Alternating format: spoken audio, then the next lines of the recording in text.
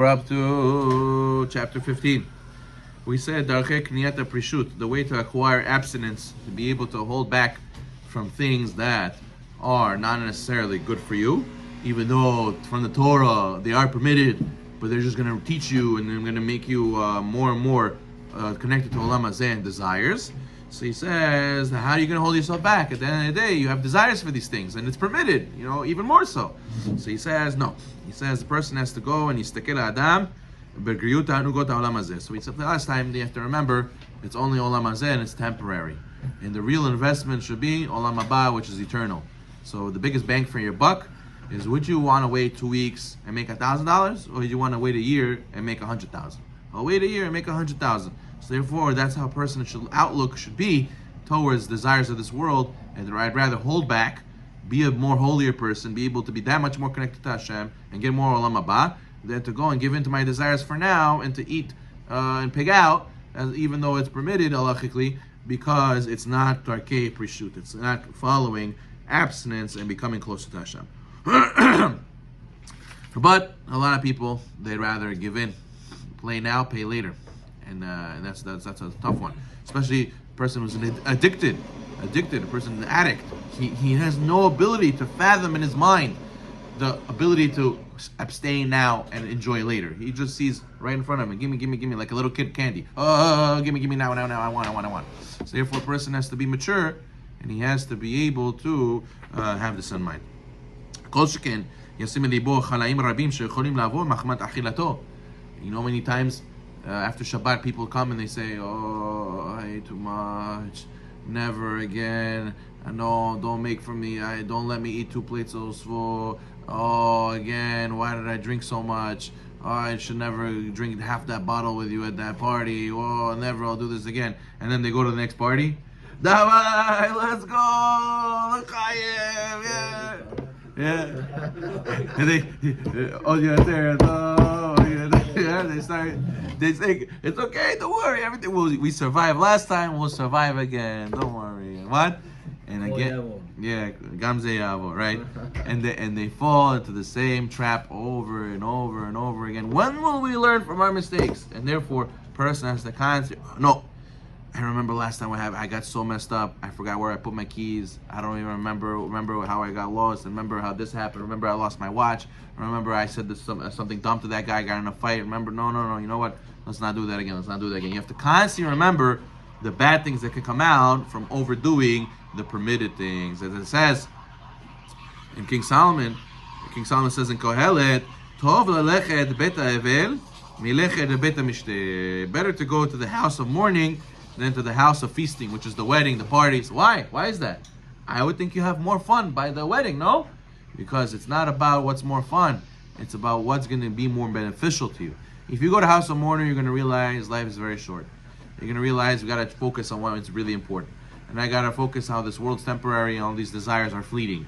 If you go to the house of the wedding, you're going to see everybody dancing, going crazy and drinking and overdoing it. You fall sucked into that too. So therefore, a person has to be careful. It's better to go to the house of the Evel and have the proper outlook than to go to the house of the wedding. קניית הפרישות הוא שלא יצא האדם לדלג לקפוץ אל קצה האחרון. He says you got to be careful when you're growing in these levels. No jumping allowed. What does it mean, jumping? People have a very big yetzara to be Baba Sali in one day. I go to the mikveh, I go to nets, I learn the shiur every day, and I'm like this, I'm like that. He accepts upon himself all this stuff, and then you know what? One thing he messes up, you know what? Nothing. I don't want anything now. I'm going to be goy now. I'm going to do whatever I want, however I want, because might as well. There's no point. I can't do everything, so I'd rather do nothing. Right? So you have a guy, he's like bipolar. He goes to the nets, goes to the mikveh. He's all holy religious. Then he goes to one party. Something, he messed up, he missed whatever, something he wanted to do. And now he gets all mad. You see him at the party acting like a cuckoo behema. Well, what are you doing? What happened to you? I thought you were all this. No, I couldn't do everything, so I do nothing. What is this? That is not Judaism. That is not Judaism. Judaism is step after step after step. We put the foundation, everything's good, solid. It's not gonna move. Okay, now we can build next. But what happens if you build fast? Okay, 1, 2, 3, don't matter. Oh, you put cement, you didn't put cement. It's solid, it's not solid. Davai, let's go. The DOP came, give approval, not approval. The architect came, not approval. Who cares? We'll do it after. And we build it all the way to the top. Ha ha! We got to the top. Somebody goes, as if everything falls apart, and you fall, and you get smacked, and sometimes you break your bones when you fall. Sometimes you get really traumatized.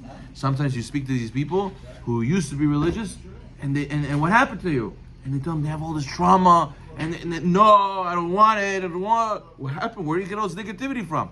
Because he did it too fast, and then he crashed and he burned and he got hurt, and now he had a bad taste in his mouth. So you see, he did it to himself, because that's not how you're supposed to grow. Who told you to do all that in 1 second? You have to go slowly. Now, don't abuse this. Some people say, Rabbi, don't be mahmir on me. Slowly, Rabbi, step by step. Listen, you have to eat this, you have to do that, you have to do this. It's the basic letter of the law. There's no ifs and or buts. Rabbi, slowly. I said, yeah, but you're telling me this past 10 years, slowly. Rabbi, slowly, step by step. And he stays the same way. The person has to not fall into the Yetzer Hara also. Not too slow and not too fast. There has to be a perfect balance. As the Rambam says, there's the golden path, Shvil HaZahav, the middle path. The person has to be careful not to be an extremist. If you're an extremist, you're going to get smacked. And if you're a slow poke, you're never going to get to the end of the race. So therefore, a person has to be careful. When you use abstinence, you have to fine tune it like a code on a safe. You have to put it on the right number. You can't be off one number, or you can't be over under. It has to be perfect in order to fine tune it to get to the right place. And then we'll be able to get to the next chapter, trait of purity, Tahara. Tahara is very important. We're going to see to do a mitzvah with no ulterior motive. Even when you eat, I'm eating only to be able to do mitzvot. I'm eating and I'm having the kavanot to get the spirituality from the food. It's the next higher level. Guy's permitted to eat, and he's not overeating. He's eating the meal that he's supposed to eat. Even when he's eating that, he's having kavanot arizal. When he's eating that, I'm sure breaking the nitzotzot and I'm uplifting the sparks, and it's a higher level. But that's considered your mitzvah is pure, no ga'ava, no personal interest, doing it purely for the sake of Hashem. We're going to start with that next time. Baruch Adonai.